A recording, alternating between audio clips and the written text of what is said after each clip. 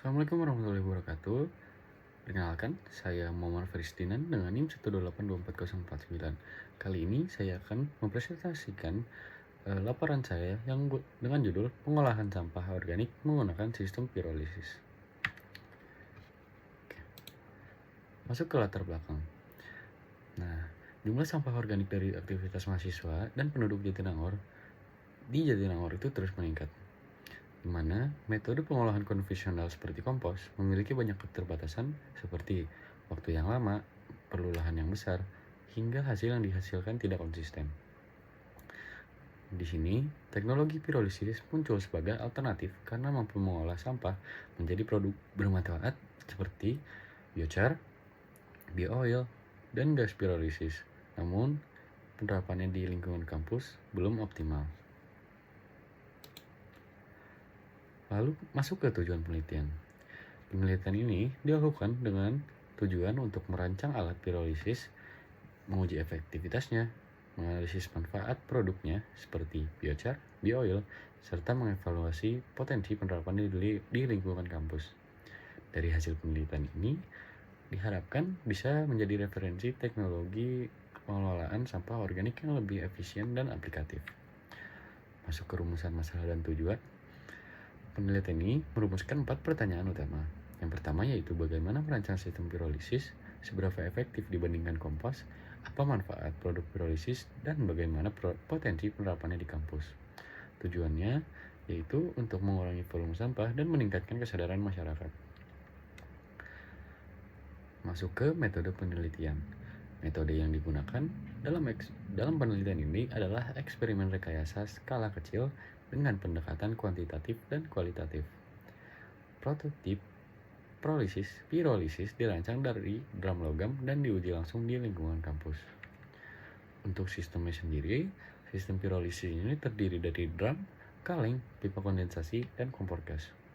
Di mana cara kerjanya adalah mula-mula sampah organik itu dikeringkan, lalu dipanaskan dalam kondisi minim oksigen untuk menghasilkan 3 produk utama. Yang pertama itu biochar, itu adalah terbentuk sebagai padatan. Yang kedua bioil. Bioil adalah sebagai bahan bakar cair, dan yang ketiga adalah gas pirolisis sebagai sumber panas ulang. Nah, proses ini juga melibatkan filter asap untuk mengurangi polusi udara yang dihasilkan dari pembakaran.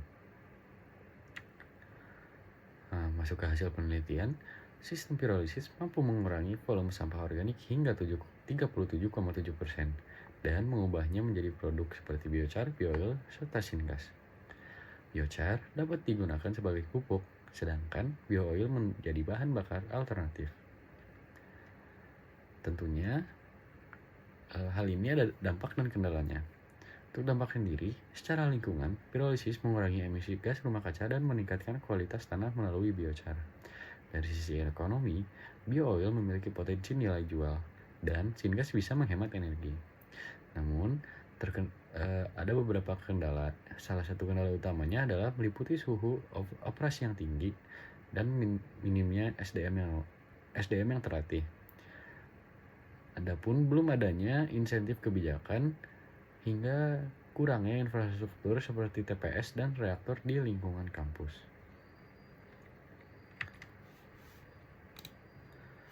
Kesimpulannya, sistem pirolisis ini terbukti efektif dalam memiliki potensi yang besar untuk diterapkan di kawasan kampus. Dan produk hasilnya bernilai guna dan berdampak positif terhadap lingkungan, ekonomi, dan edukasi masyarakat. Untuk sarannya, ada 3 saran utama.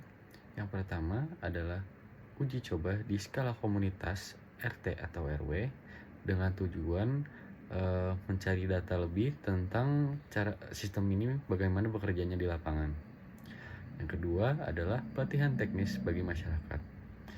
Terkhusus untuk pelatihan ini diarahkan kepada operatornya agar sistem ini dapat bekerja secara keberlangsungan dan dengan baik dan benar. Yang terakhir adalah adanya dukungan kebijakan dan infrastruktur dari kampus dan pemerintah. Hal ini tentunya akan sangat mendukung pirolisis ini jika ada dukungan dari pemerintah maupun kampus. Sekian presentasi dari saya. Assalamualaikum warahmatullahi wabarakatuh.